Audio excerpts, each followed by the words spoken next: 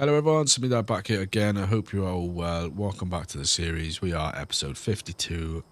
We are picking up exactly from where we left off. We have slept. We are in the middle of the Mexican highway. It's 6 a.m. on a Sunday morning. And we need to get rolling. We've got 700 miles still in front of us. We go outside the cab for the rejoin. It is quite busy.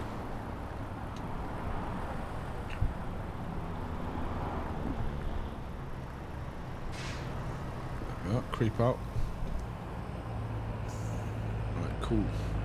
We've got 651 miles to go on our job. We are heading up to Urique, I think, from memory. We've got the CAT Mutts. Annoyingly, we are going to have to sleep again on this run by the looks of it because we've got 16 hours till delivery. We've just slept, so we should have about 13 hours. Yeah, 13 hours 44. So will be another sleep, but we will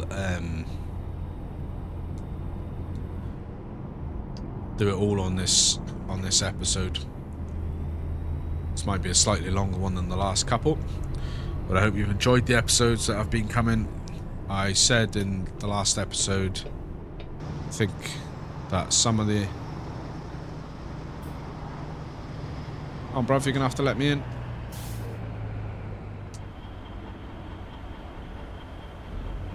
Some of the episodes are a bit shorter at the moment. And that is because we are causing a road jam. That's not why the episodes are shorter. Bruv, don't beep at me. I got one of them too. Yeah, because the episodes are shorter because we are... Let's see if I can just pull in a bit. There you go. Now you can stop honking at me. Yeah, the episodes are shorter because it's coming up to summer holidays, long school break here in the UK. That means the kids get 7 weeks off school, which means I lose my Wednesday morning recording times. Turn right. Because the kids will be home, and if anyone's got kids and does make content, my man Mr. Farquhar, he knows the score. Can be insanely difficult to try and record content when you've got kids around. And don't get me wrong, I love my kids more than anything and they mean the world to me and I'd do anything for them, but it can be annoying when you're trying to record and they want to come in and see what you're doing and stuff. So generally when it's a holiday, it's difficult to record. But it's one of those things. You just you know, you make the best of it.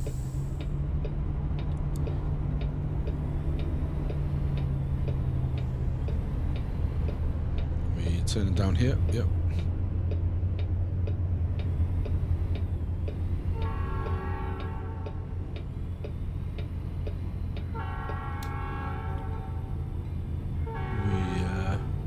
A train. It's interesting, no barriers, no lights, no nothing. Just take your chances, son. So yeah, that's why the episodes have been slightly short this, because we've been trying to squeeze more in a recording session whilst I can, to try and keep the content coming through the summer. Just to try and keep the channel growing, because we are growing good at the moment.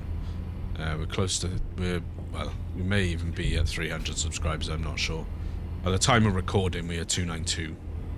As I said in the first episode where I talked about it, there might be things that I talk about that are not entirely relevant anymore, or they happened a couple of weeks back by the time you actually see the episode. So that's where we're at.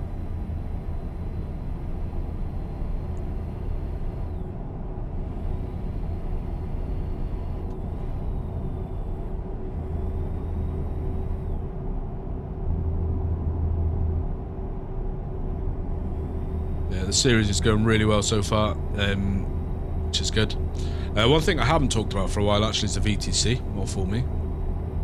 I do have a VTC, so if you are looking to join a VTC and you are disenfranchised with the offering from other VTCs that are around there, then I've got a really easygoing, friendly, relaxed VTC. It's no stress, no hassle, no minimum jobs, no minimum mileage, no mandatory convoys or anything like that. We do regular convoys on a Sunday, so you are welcome to join.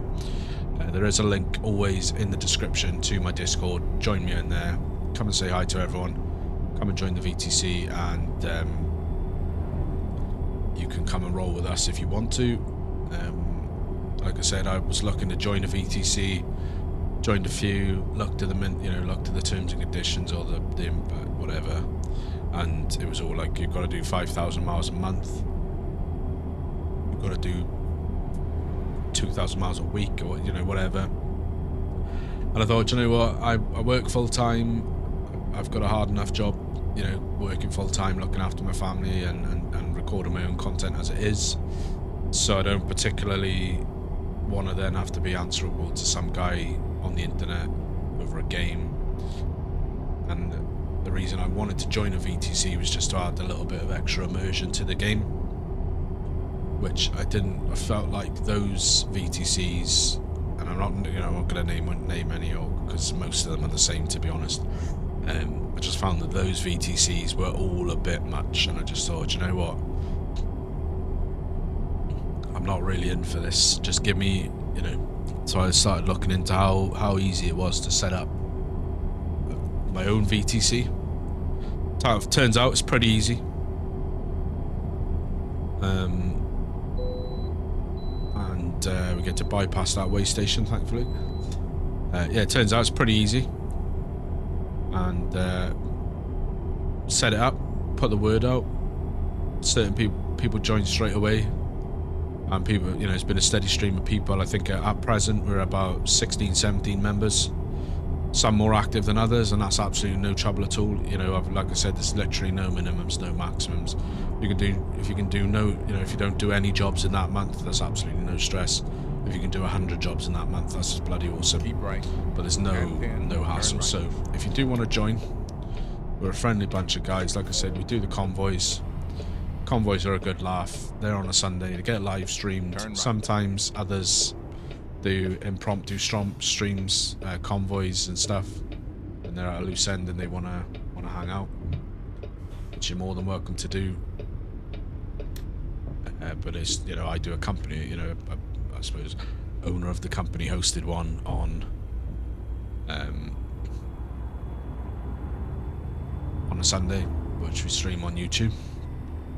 And it's just a good time. And to be honest, Rusty summed it up perfectly the other day when we were on stream. He said that if I ran the VTC in the same way that others are run, then it's likely there'd be no members. So yeah, if you want to join, hit the link in the description to the Discord. All the information's in there. Come on down, say hi, come and join the fun. We'd love to have you. Always open to suggestions. So if you are prospective VTC joiner or already in the VTC and you've got suggestions or ideas on how to make it better, and I'm always open to that. I do try and do giveaways as much as possible on the giveaways as well, on the convoy as well, and not on the convoy, on the in the VTC. They do come out of my own pocket, so it's not always possible, just because got life, like bills to pay and rent and everything. So it's I do them as much as I possibly can, but it's again, they come out of my personal pocket. We're not sponsored or anything like that. I'm not monetized on YouTube, so it's all out of my pocket. But we've done giveaways for DLC packs and stuff like that, so it's just a good time. My hope is if we can grow, we can perhaps attract some sponsorship from big companies where we can do more, giveaways for like gear, like equipment. Maybe we could get like Logitech wheel or pedal set, or I don't know, shifters or whatever.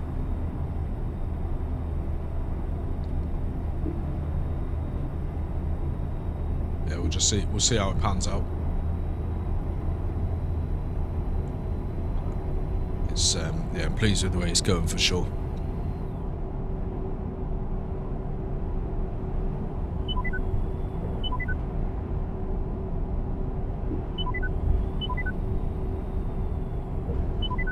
train doesn't seem to like it when we're on the bumps. Yeah, it's sorted itself out now.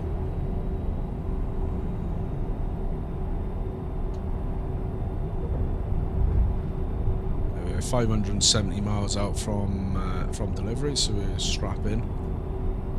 It's getting lighter and lighter. I'm surprised we haven't had any fog yet. One thing I do find about Mexico is it does seem to be really sort of misty, foggy first thing in the mornings.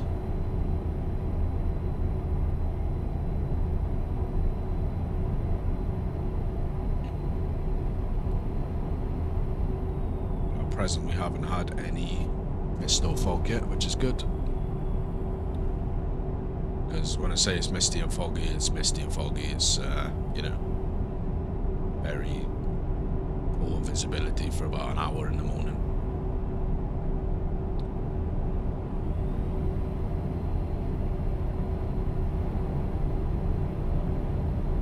But the general goal at the moment on the channel, or not on the channel, on this series at least, is we have been the last few episodes, probably the last 10 or so maybe, we've been trying to work our way up to an engine. We will be there after this job is delivered. We'll have enough, I think.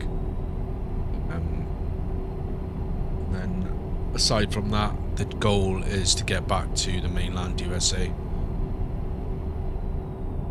I thought it was probably about time, because we've been in Mexico for a few episodes now.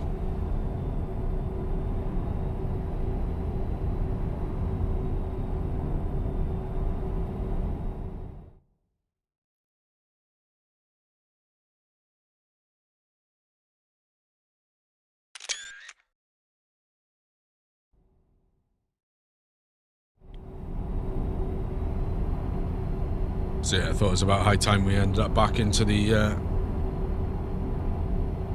back on the mainland. Plus, if we want to get the engine changed, ideally we want to get it done by our man Jake back up in Salt Lake City, where our home base is.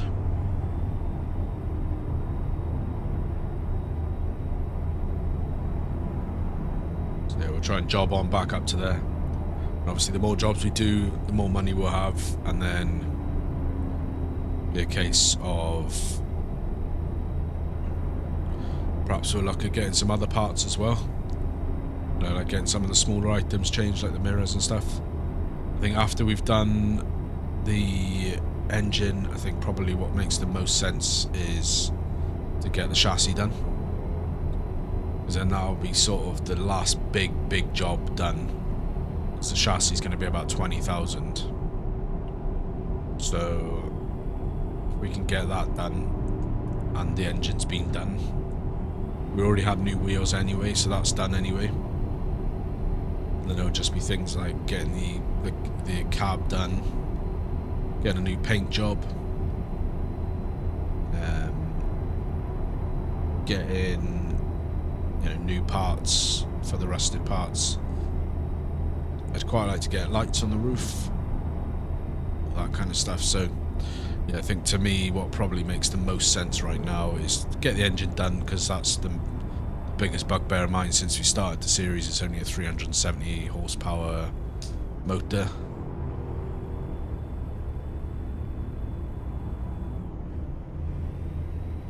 As you can see, when we get to a hill we start to struggle a little.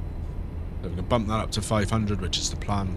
Then we'll that'll be good. And then after that, if we head towards a new chassis, then we can really start nailing in on the small parts then. Keep left.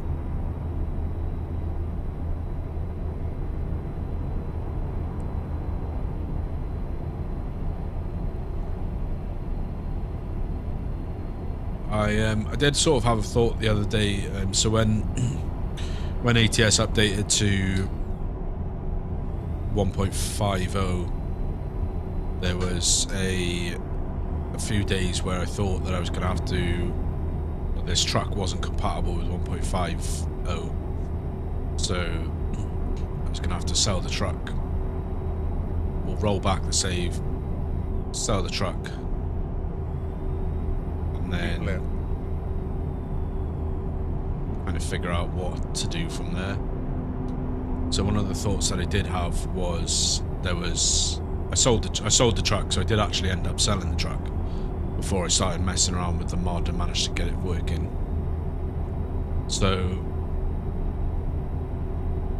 I sold the truck, and after I sold it I had about, I think it was like 80,000 or something like that. So at the time there were two trucks in the Continue straight.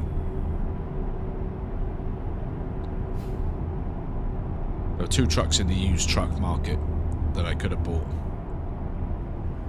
So I did have a little thought of, should I Keep left. buy two And trucks? Turn left.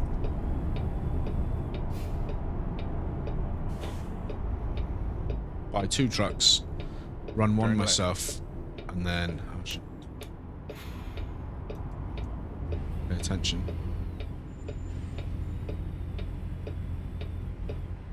Yeah, the thought being, should I buy the two trucks from the used market, use one myself, and then use, I don't know, like employ someone, give someone a chance. So I'd sort of settled on that being the plan. Alright, the series is, you know, I don't want to kill the series off because I've grinded out on this series with getting the truck and everything like that. So it's kind of like, I don't want to give up on this series because I've put a lot of hours into this series and I really don't want it to be the end. You know, anyone that knows me or played any kind of games with me, they know that I like to challenge myself. I set myself silly rules or silly challenges and that kind of stuff. So that was what I was thinking. Then when I sort of tried to do that, I obviously realised that my garage isn't big enough. I've only got the starter garage, which only holds one truck. Obviously I need to upgrade the garage. So one of the things that the GDC economy mod does is it increases the cost of the garage upgrades in the game. I think it was going to cost 380,000 to upgrade the garage to a three truck garage, which was basically unachievable.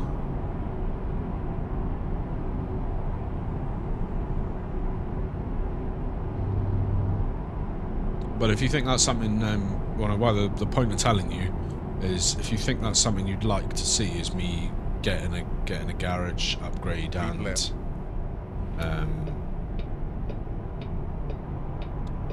getting like a driver, employing someone, then let me know in the comments and I'll see what I can work out from getting that.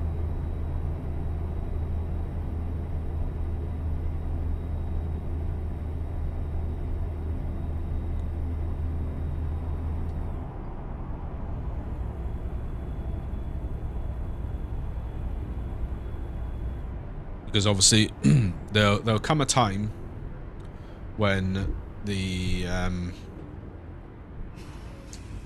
truck is fully repaired. It's looking pristine and new. We've had all the parts replaced. We've had a paint job, and everything's looking all really nice. And then at that point we need to make a decision about what we do in terms of progressing In 400 from meters, there. turn right. So that could be the natural progression of the series, is once the truck is all repaired and all pristine, do we carry on trucking, but with the purpose of trying to fund the company from scratch?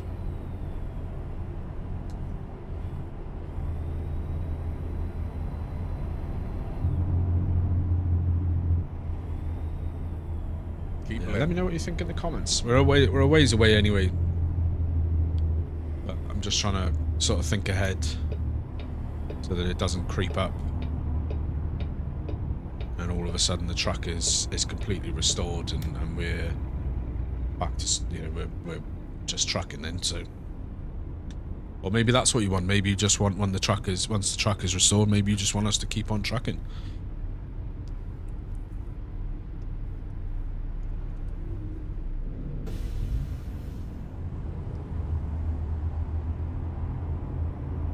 But yeah, just let me know in the comments. Your feedback is invaluable to me.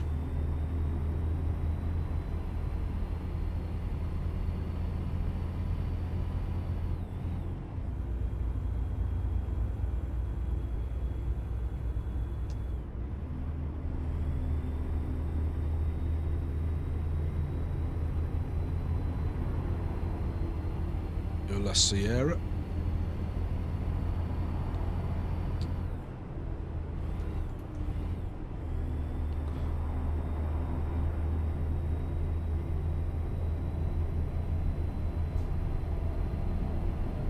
Yeah, these are all the things you got to think about when you're a content creator.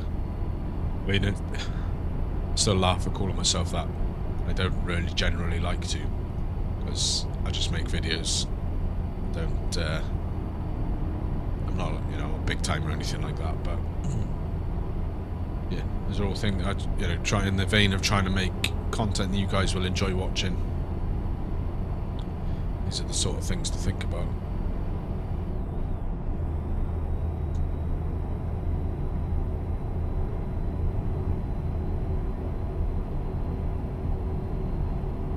I think we are likely gonna probably be making this delivery under the cover of darkness. We've got 12 hours on the estimated delivery time, and we've got 9 hours 46, so we are gonna end up having to sleep, and it's probably gonna be early morning when we actually make the delivery.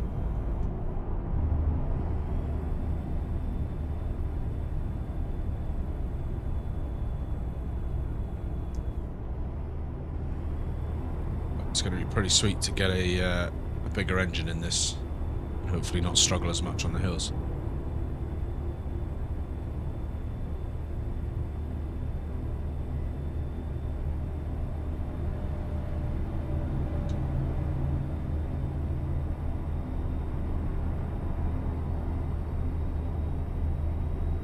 Hoping by the time this comes out that I'll have managed to resurrect the ETS2 live stream series,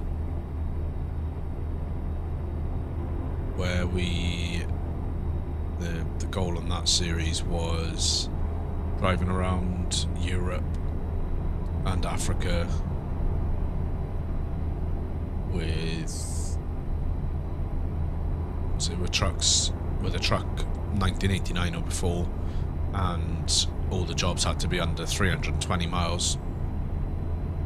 Now, this had a little hiatus because of the Pro Mod situation. I didn't realise that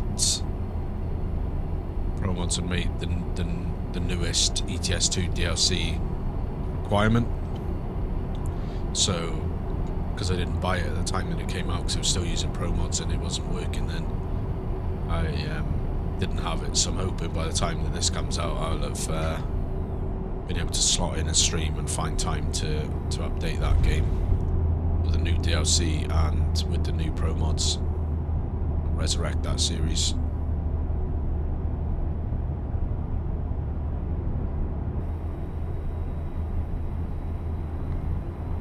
We'll probably have to stop for some fuel soon. We've got about a third of a tank left.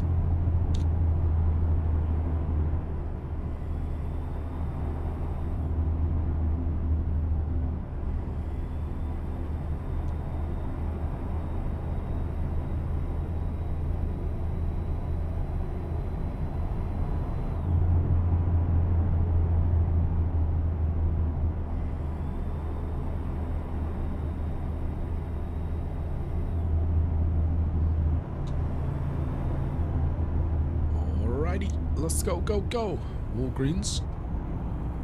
Didn't know they had Walgreens in Mexico. Maybe they do.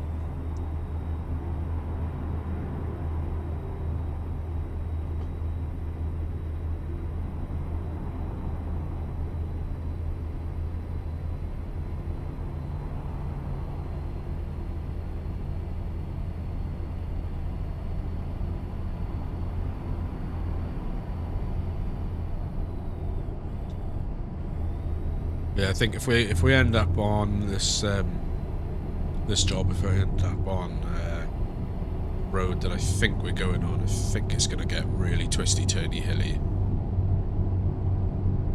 So I vaguely remember doing not this road, but this, from what I looked like on the map at least. I think this goes the way that thought it went when we first ever came to Mexico.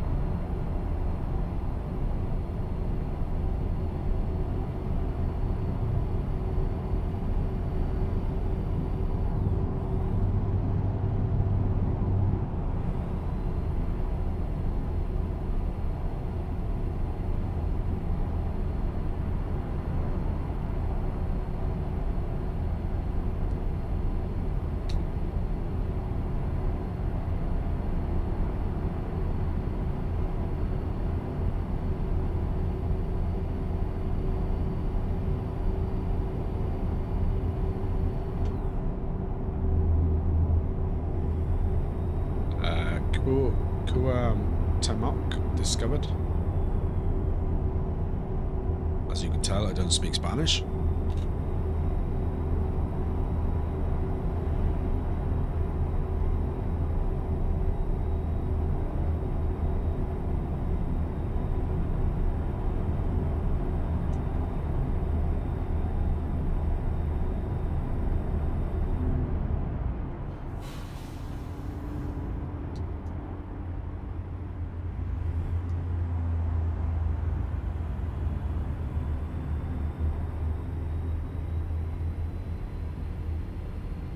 What I am hoping to do soon is, Rusty asked me about it on a stream a couple of weeks back, and because we spoke about it before, is I bought an old webcam, well, not an old webcam, but a basic webcam from Poundland. I think it was about £3 or £4, and I bought it with the intention of setting it up with some sort of head tracking software so that I could implement head tracking on this. Now, at the time, I don't know if it was the webcam, I don't know if it was me, I don't know if it was the software, I don't know if it was the tutorial was out of date, but I just couldn't get it to do what it was meant to be doing. So I sort of canned it off, put the webcam back in the drawer and left it at that. He reminded me about it on a stream recently and had asked if I'd sort of played around with it again. Let's try and get out because we're going to have to turn up here. And I'd completely forgotten about it. And I hadn't tried again, so that's something I'm going to try and sort out soon, is some head tracking. So that I don't have to rely on the mouse, because at the moment I am maxed out on inputs for ATS for device input, so I've lost the use of my side panel at the moment because I've got the Camus wheel registers as 3 slots on the inputs, and I've got the USB shifter, which I've got, and the USB shifter knob, which is the range splitter with the toggle switches on. So that takes up my 5 slots. Now there is a way that you can, I believe if you go in the config files, you can add more. I haven't looked into that in any great detail, so if I could set up the head tracking and have it so that I don't need the mouse to move, because obviously the mouse is very like chunky, it's very, you know, the way that it is. So that's my goal, or plan rather, is to try and set that up again. Because I was using the stick on the farm sim side panel, which was much smoother.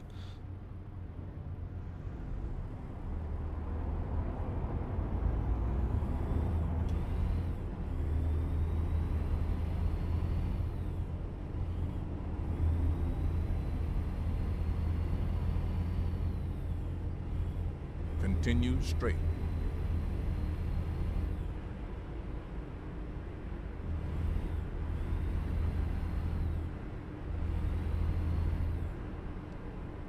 Alrighty, let's go through the town. Stop there for McDonald's. Continue straight. Oh shit, sorry. Amber Gambler.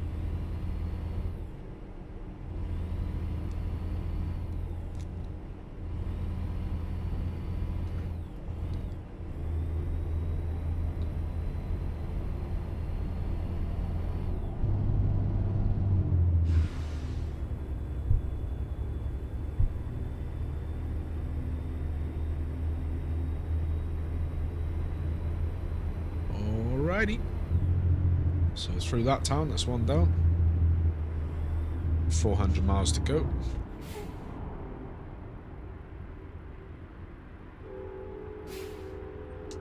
Wondering why we're sitting in this.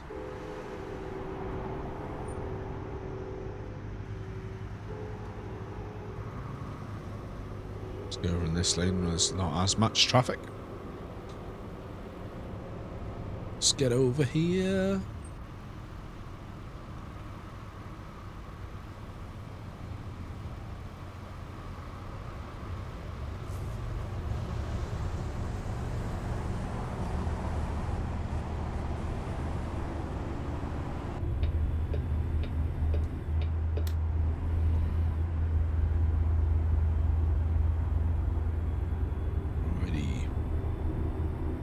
What I didn't realise is there's more parts of Mexico which I haven't got because they're through the people who make Reforma Mexico.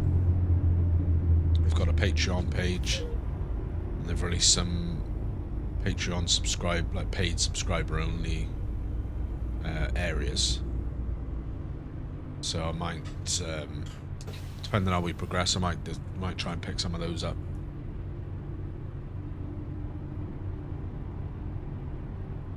There's like 2 or 3 states, and then I think they do something in Sierra Nevada, which I think is up in the USA.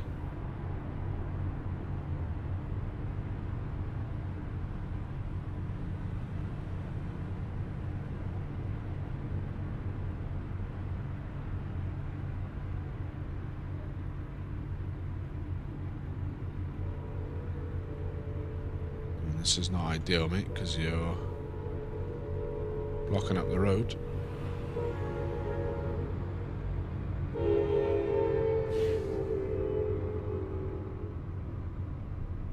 There's a train down there, which is why they're blocked.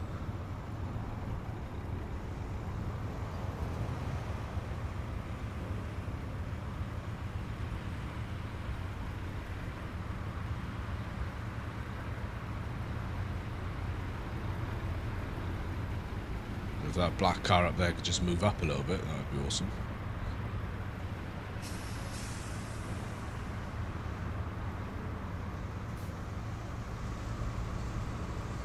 Oh. We're rolling again now. Let's go, go, go.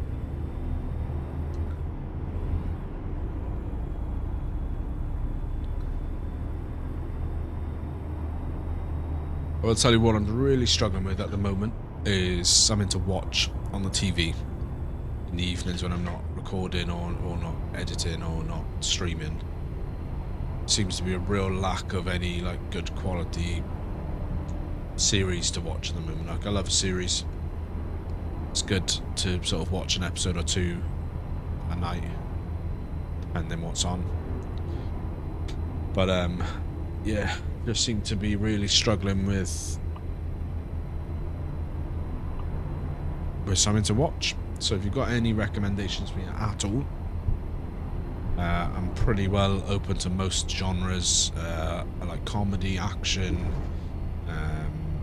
sort of emotive series, not necessarily with the period dramas, but if that's, you know, if you know of a good one. Like I wouldn't necessarily call it a period drama because it's not what you think of as a period drama. you know, when someone says to you, have you watched, you know, a period drama, think of things like Bridgerton or Downton Abbey or something like that, which I don't watch any of those. My mother is an absolute Downton Abbey mega fan. She loves it. But yeah, it's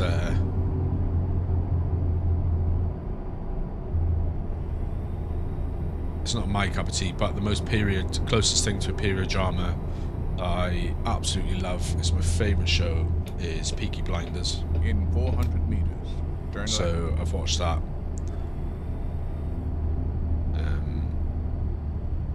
A lot more than is probably normal. Turn left. And then keep left.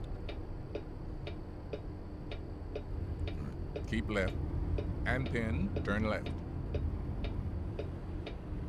So, yeah, Turn left. but if you've got any recommendations at all, like I said, I'm very open genre-wise. So hit me up in the comments with your recommendations.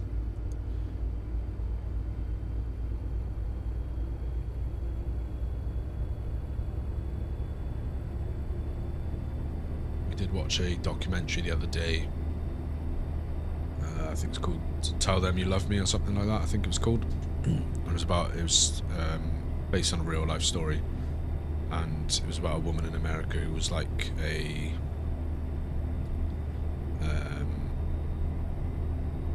professor or something at a university, and she was in I think they call it facilitated communication. So when someone's handicapped and is non-verbal, has got a disability, they're non-verbal.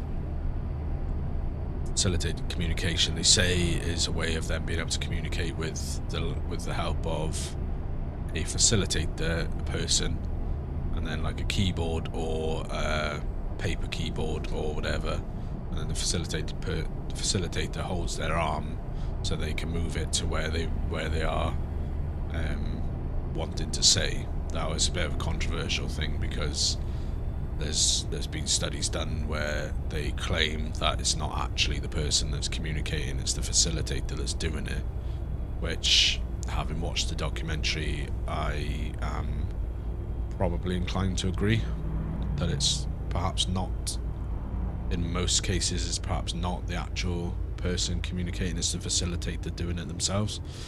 There's a guy there who did a study where he got a couple in, like a disabled person and a facilitator, and he showed the disabled person a picture of, say, a dog, and then he showed the facilitator a different picture separately of a car, and all of every test that he did with this selection of facilitators and people with disabilities, they all wrote what the facilitator saw, not what the disabled person saw.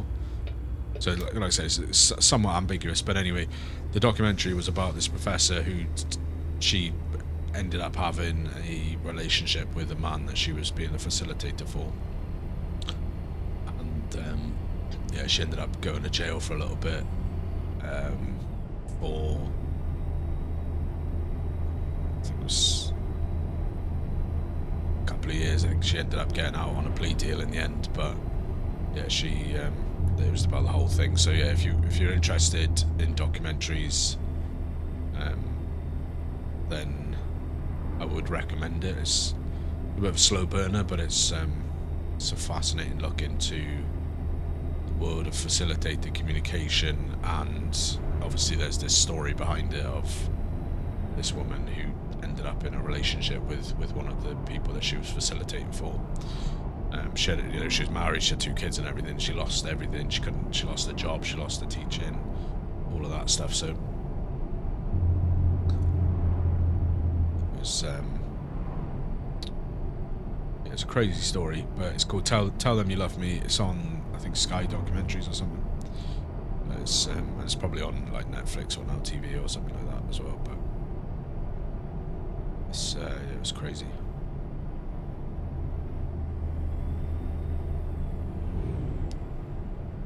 So yeah, because of a lack of a series, that's what I've been watching is weird documentaries, which is not perhaps not a good one.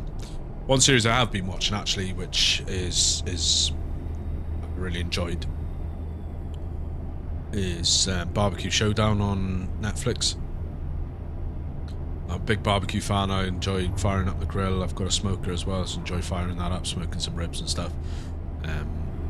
And it's really cut me deep that the weather's not been that good, so I haven't been able to roll it. Haven't been able to roll the smoker out or anything recently. This year at all, actually. I haven't done anything on the grill or the smoker. But yeah, there's a Barbecue Showdown on America. It's in America. It's set in America.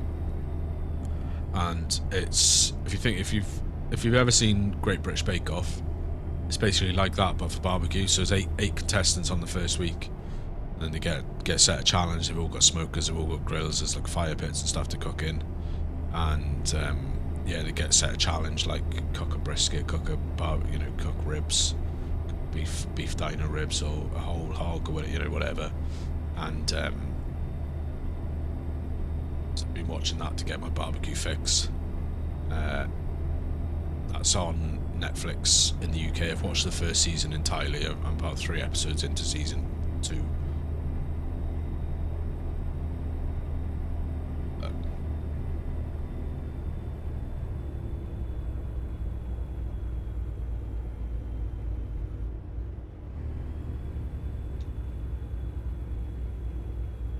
Why we've lost so much speed so quickly on this hill, because it's not even that big.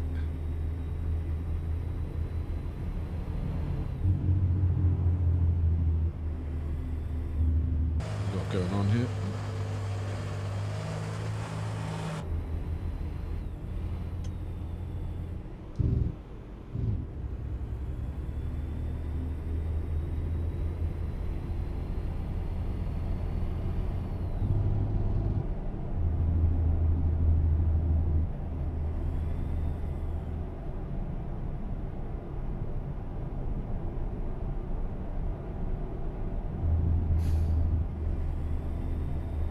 I said to you earlier in the episode, there's a time when we start getting real twisty turny now.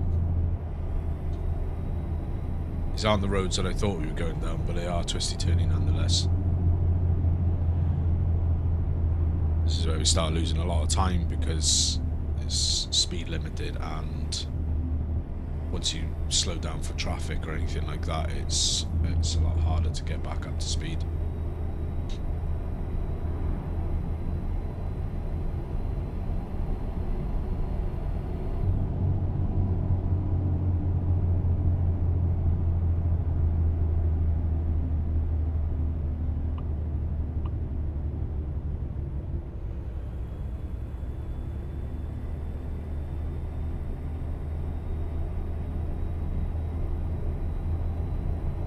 So we're coming into Bocoin, I think it is.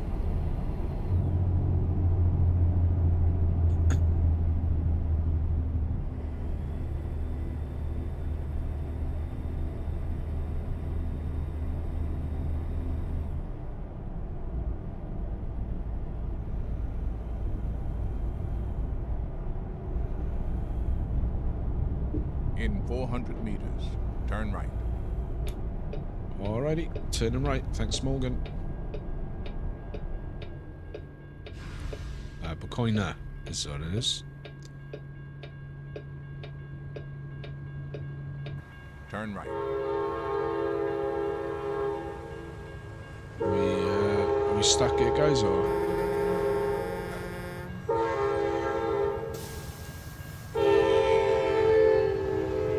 Just no. Let's go round. I bet they'll start moving then. I don't know what your problem is, guys, but we need to... We haven't got time to waste here. In 400 meters, turn left. Alright.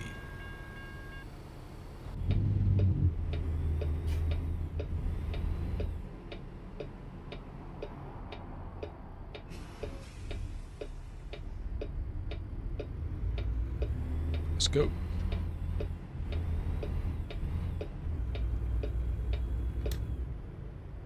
what I'm going to have to do is pull in here and grab some fuel. Because, like I said, it's going to get more and more twisty-turny, more and more little villages and stuff. I don't know what the fuel situation is going to be like, so I'd rather fill up now. Wait till we get there. 3.36 a gallon. Let's fill up. It'll probably be another $400 or $500.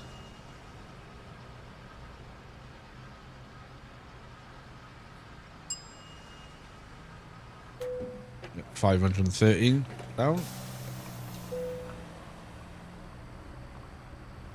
Right.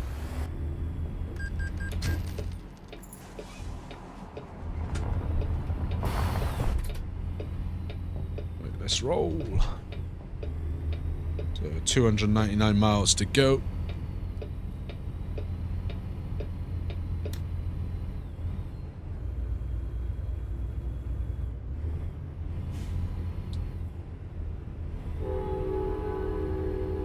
Didn't want to sleep there because I could have slept there and would have had enough sleep to get us through the job, but would have slept there would have probably took us to about 2 in the morning. And from memory, on the first time that I came to Mexico on these kinds of roads, they're basically pitch black. So I'm going to try and stave off the nighttime as long as possible. Now, I might end up regretting it because there might not be any, once we start getting through the more and more twisty-turny roads, there might not be any, much in the way of sleep triggers. But at the moment, I don't want to voluntarily... In 400 meters, turn right. Add time to the darkness that we're going to be in. Right, what's going on here, fellas? Come up. Turn right.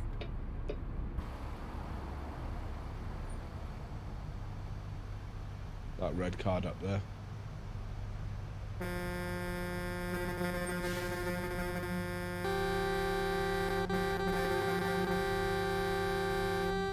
Always helps. There's basically no way around either.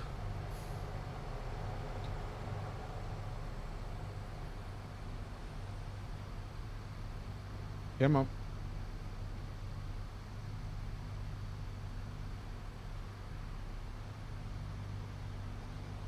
Fortunately, I think this is going to be one of those times where we're going to have to quit out and join back in, get rid of the traffic, because that red car is just not moving. Come on.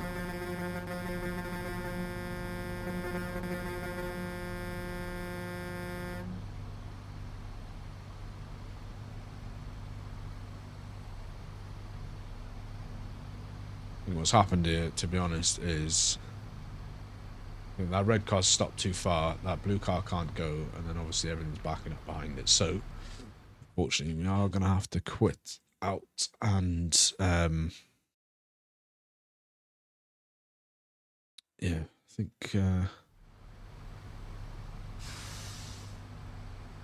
right, I think what we're actually going to do, guys, is we are rolling up to close to an hour for this episode already. We've still got another 293 miles to go, so as much as I thought as this could be done in 2 episodes, I think with this delay and having to quit out and everything, now seems like as good a point as any to call the episode here. So what we're going to do, guys, is we are going to leave it right here on the end of on this road, and we will catch you in the next one. If you have enjoyed the episode, do hit the like button, and that really helps me out with the algorithm. Subscribe if you're not already, and I will see you on Sunday for the finale part of this job. Till then, guys, stay well, take care, and we'll see you then.